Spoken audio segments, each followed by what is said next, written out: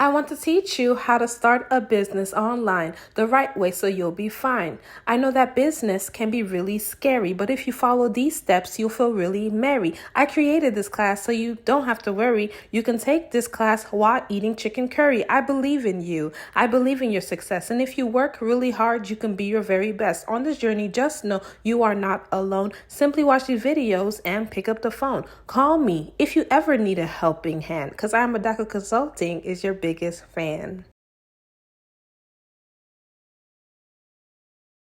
Hi guys, if you're new here, my name is Adaku and we are currently in step number 2 where we're going to be researching our market.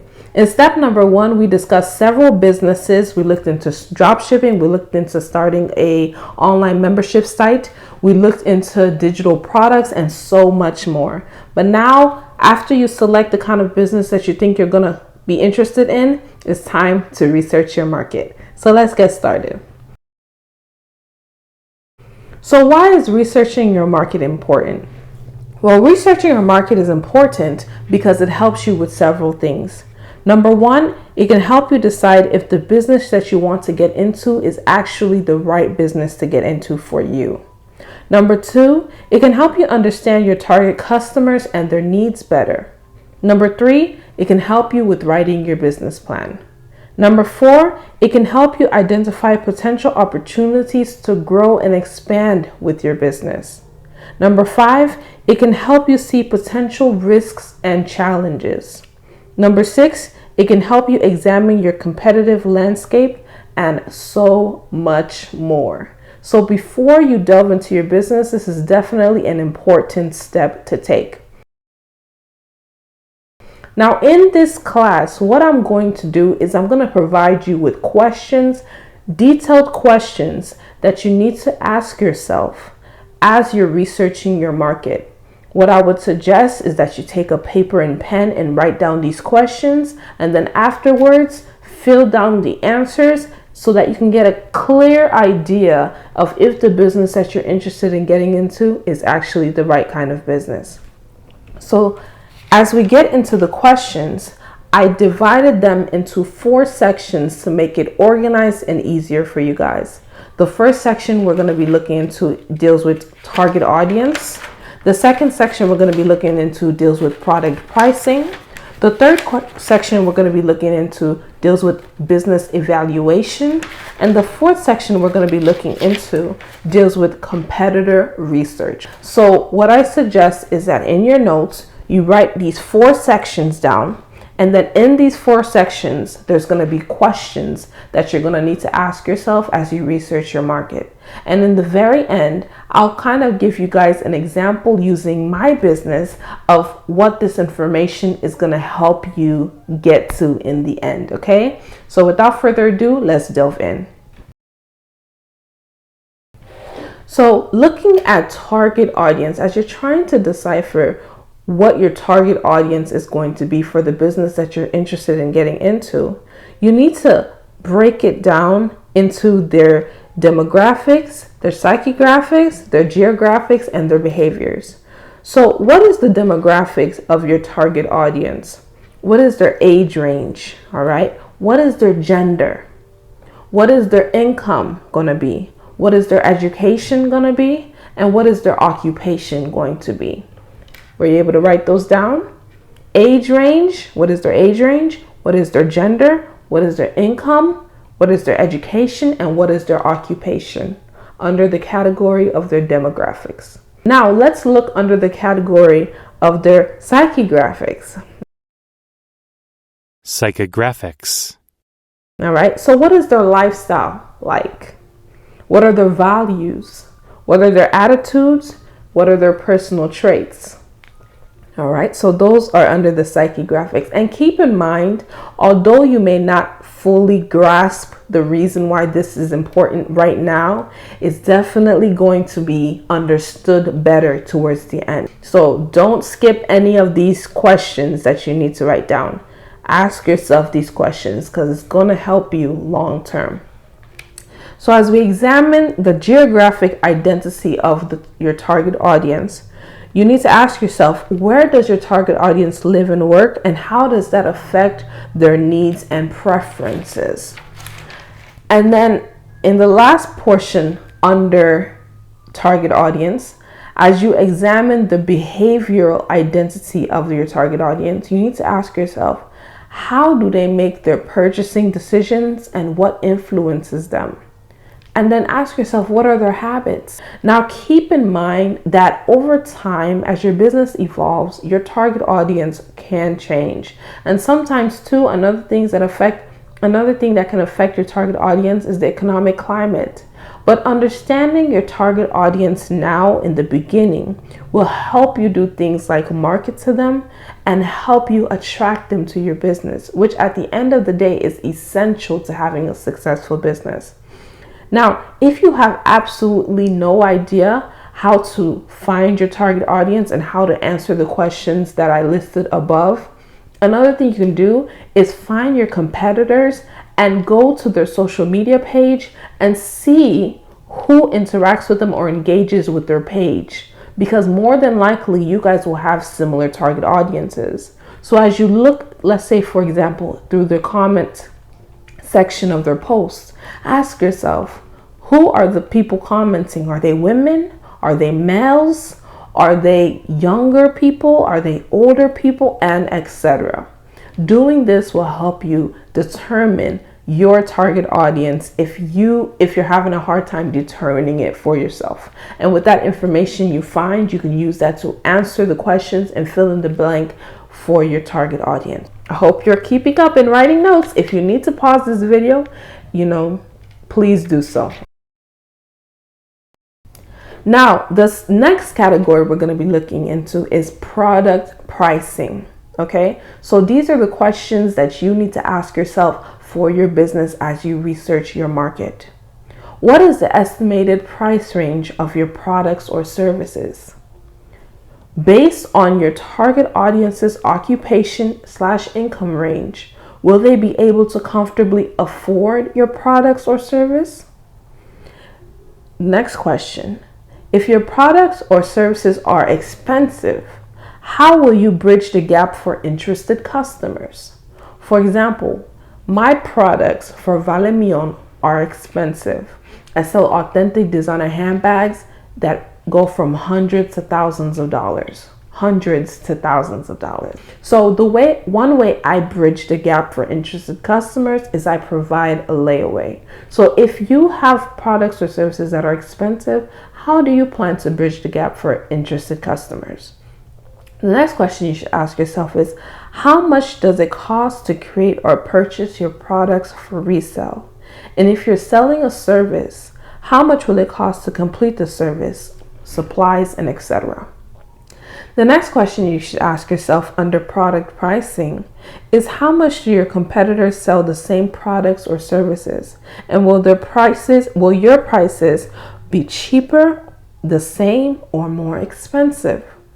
And if your prices are more expensive, what additional value are you providing that will make someone want to pay your more expensive prices for the same exact product? So these are some questions you can ask yourself.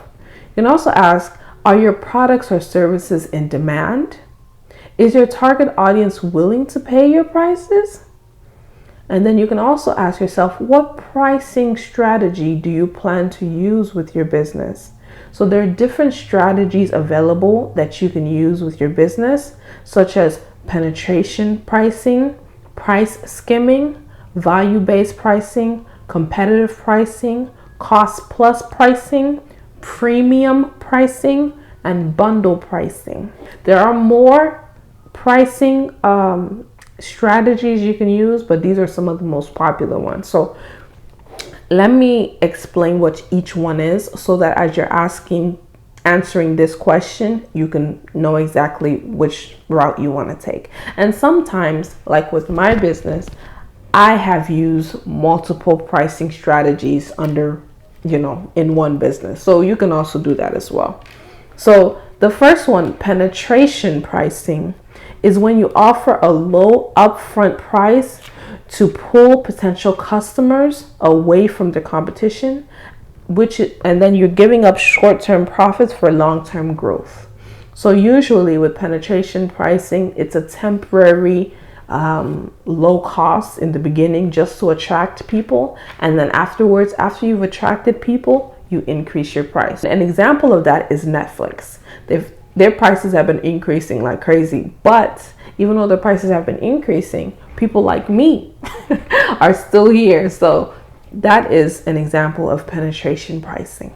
The next pricing strategy that you may want to use is price skimming. So price skimming is the opposite of penetration pricing. You set the prices high and lower them as competitors enter the market. So an example of this is Apple iPhones. In the beginning, they're very expensive, but as their competitors make similar products, or as they make new products, the pricing for the phones go down. The next pricing strategy that you may be interested in is value-based pricing. So here you price according to the value of your product or service. Value-based pricing is used when the perceived value of the product is high. It typically involves businesses with a certain level of prestige in ownership, or businesses that are completely unique. Another pricing strategy you may be interested in is competitive pricing. And this is a strategy where a product's price is set based on competitor prices instead of based on business costs and profit margins. Okay, so for example, some companies like Lowe's, they like to price match. So they're pricing based on their competitors versus based on the value of the item and etc. The next pricing strategy is called cost plus pricing. So with this strategy, you sell the price of a product based on specific fixed percentages added to the product's unit cost. So it doesn't matter what the competitors are doing. You have a specific system or percentage that you add to your products in order to make your profit. So for example, you decide to sell cakes for 20% more than the ingredients to make them. So every cake you have, you slap on 20% more, and that's just your system of pricing. So the next pricing strategy is called premium pricing. And this is where you strategically price your products higher than your competitors to cultivate a sense of your product being higher in quality than others. And with this strategy, the price is kept artificially high in order to encourage favorable perceptions among the buyers based on price. And one way that some companies do this is by simply improving on things like the packaging. They simply improve on the packaging, and then they feel like they can slap on a huge amount because the perceived value is there. And there's a lot of psychology involved in this, but that is one pricing strategy that you can use.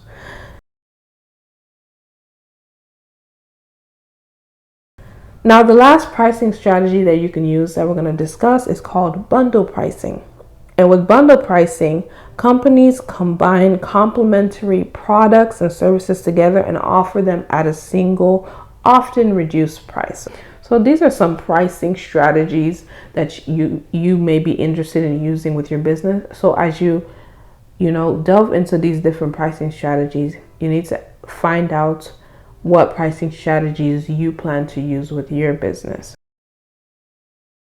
The next section we're going to be looking into, the third section, is under business evaluation. So here are the questions you need to ask yourself under this section. First question you can ask yourself is, what are your customers' wants and needs? The next question is, are you solving a problem with your business? And if so, what problem are you solving? The next question is there any research supporting your selected business and its success? So it's important to do your background research on the success rate of the type of business that you're trying to get into. The next question is your selected business a recession-proof business? And if not, how have others survived with this business during difficult economic times? This is also a very important question for you to ask yourself. The next question is, what potential problems do you see with this business and how do you plan to solve them? The next question is, what are some market trends with your selected business? What are some customer behaviors that you see with your selected business and any advancements that you see in this business as well? And then the last and final section that you want to evaluate as you research your market deals with your competitors. So it's dealing with competitor research. So the questions you should be asking yourself are as follows. Who are your competitors? And then next you need to analyze their website and ask yourself, how is their design, layout, and content? And then what are their marketing strategies with their website? And then the next thing you need to do is analyze their social media and ask yourself, how are they using social media to promote their products? How do they engage with their customers there? Do customers seem satisfied or do you see complaints? And then next you need to look at their reviews and ask yourself, what are people saying? What do people like and dislike about your competitors' products or services? And then you need to look at their advertising and ask yourself, where and how are your competitors advertising? What messages are they promoting? And then you need to look at industry news and ask yourself, what's the latest news and developments in your industry? And then the next thing you should do is conduct surveys. And since you don't yet have customers, you can select a few people in your niche and ask them about their opinions of your competitors. What do they like and dislike about them? And then the next thing you can do is participate in industry groups or forums to learn more about your competitors and stay up to date on latest trends and best practices. We're almost done. And then the next thing you should ask yourself is, what do your competitors offer that make them stand out? And then the next question is, what will make you stand out among your competitors? What will be the signature of your business?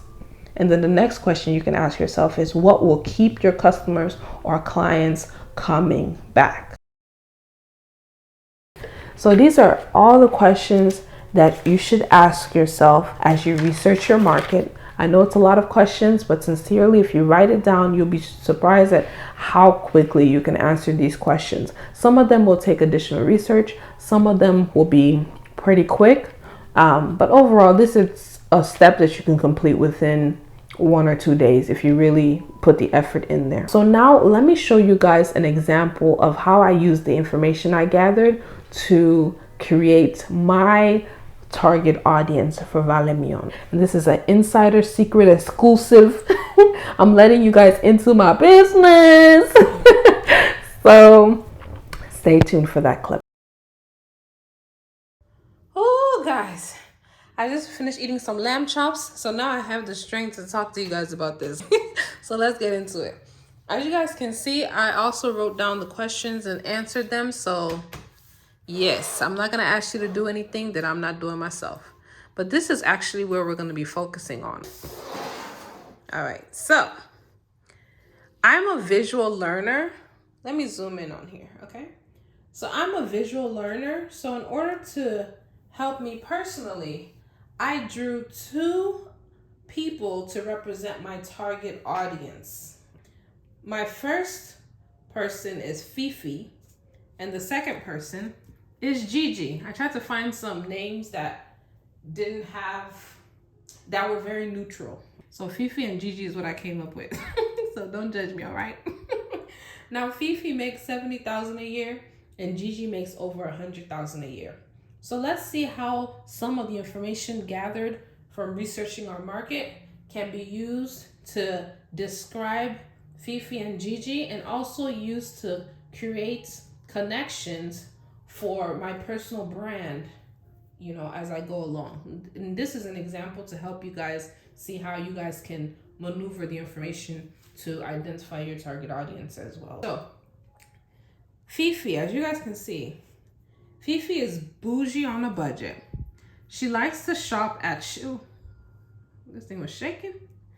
Okay, so Fifi is bougie on a budget. She likes to shop at Shein and other affordable sites for clothing. That's point 1. And also point 1, she loves deals, so she shops at consignment shops for her bags instead of paying full price. Another number 1, she loves to save and splurges on authentic designer bags once in a while.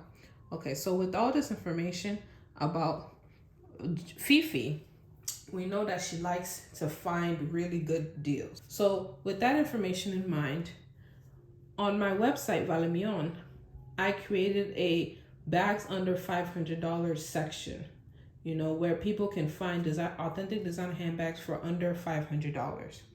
And then I'm also going to start including competitor prices, you know, with the pictures. So my plan is to post a bag, post a description, give the price, and also show a picture of a competitor's price showing that my price is much better and they're getting a better deal at my store.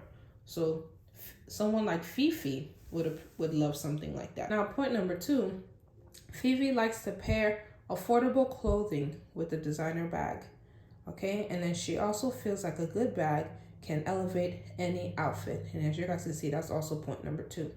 So with that in mind, I'm gonna showcase content with thrifted items and designer bags. So since Fifi likes to style designer handbags with affordable clothing, if I find thrifted gems, thrifted clothing that's really nice and showcase them with the bags, Fifi would really appreciate that kind of content, okay? And that would attract Fifi to my site. All right, so let's look at point number 3. Now Fifi, point number 3. Fifi feels like one long-lasting designer bag is cheaper long-term than 40 low-quality bags that don't last. All right, so if I connect that to point number 3, I'm gonna also create content with vintage bags and talk about how much designer bags can last. There are some authentic designer bags that last 10, 20 plus years. So someone like Fifi would appreciate content like that where I'm showcasing designer handbags and how long they're able to last. And I'm able to find that, for example, with Louis Vuitton bags with their date code, okay? Now let's move on to point number 4. So Fifi wears designer bags for quality versus status. So she doesn't do fake bags at all. All right, so I'm gonna make sure I show certificate of authenticity videos because someone like Fifi would like that, okay? And then the last point that I'm gonna discuss is that Fifi loves to receive a luxury experience. So with that in mind, I'm gonna make sure that I have luxury packaging and a luxury website. So this is all the information for one of my customer base, which is Fifi. And now, as you guys can see, I'm going to use this information to make certain adjustments to make sure that I'm going to be attracting customers like Fifi. All right, so let's look at Gigi. So Gigi makes over $100,000 a year, and she's a luxury mamacita, princess treatment only. So since she loves princess treatment, I'm gonna make sure that I have princess treatment / soft life social media content posted on my page because that's gonna attract people like Gigi. Okay, so the second point about Gigi is that she loves a luxury experience and doesn't mind paying more for it. All right, so with that in mind, I'm gonna make sure I have luxury packaging and a luxury website. Now, the third point about Gigi is that she feels like a good bag can elevate an outfit. So with that in mind, I'm gonna make sure I post content that show different outfits of the days, and I'm gonna make sure that I feature bags that complement those outfits. All right, so the fourth point about Gigi is that she cares about her status. So she only wears high-end brands, no fakes at all. So that I'm gonna make sure I show videos showcasing the certificate of authenticity. Okay, now, as you guys can see, I've noticed already, there's gonna be some points about Fifi and Gigi that intertwine, you know, which is beneficial to my business overall. Like showcasing the certificate of authenticity is important to both of them because they don't want to spend money on a fake bag. Okay.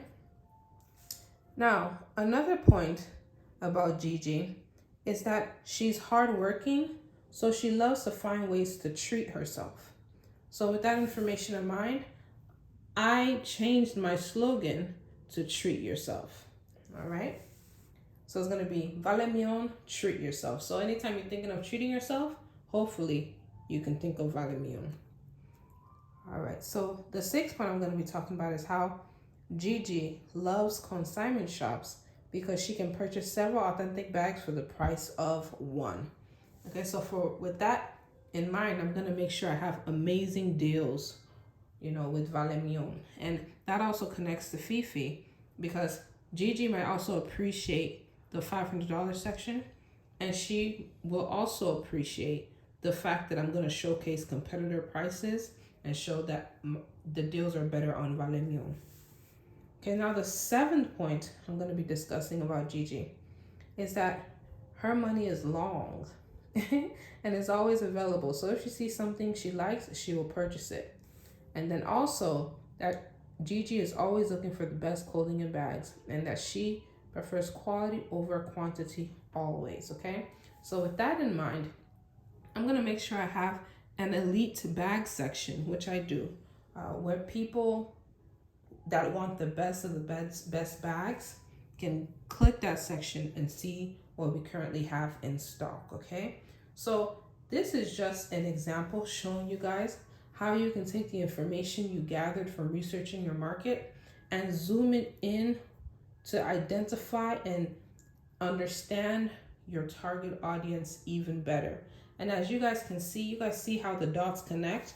By identifying the different ideas and feelings that my target audiences have, I was able to find connections directly to my business and find things that I can do that would attract my target audience even better, okay? So we're definitely gonna use this information even further when we develop the business plan.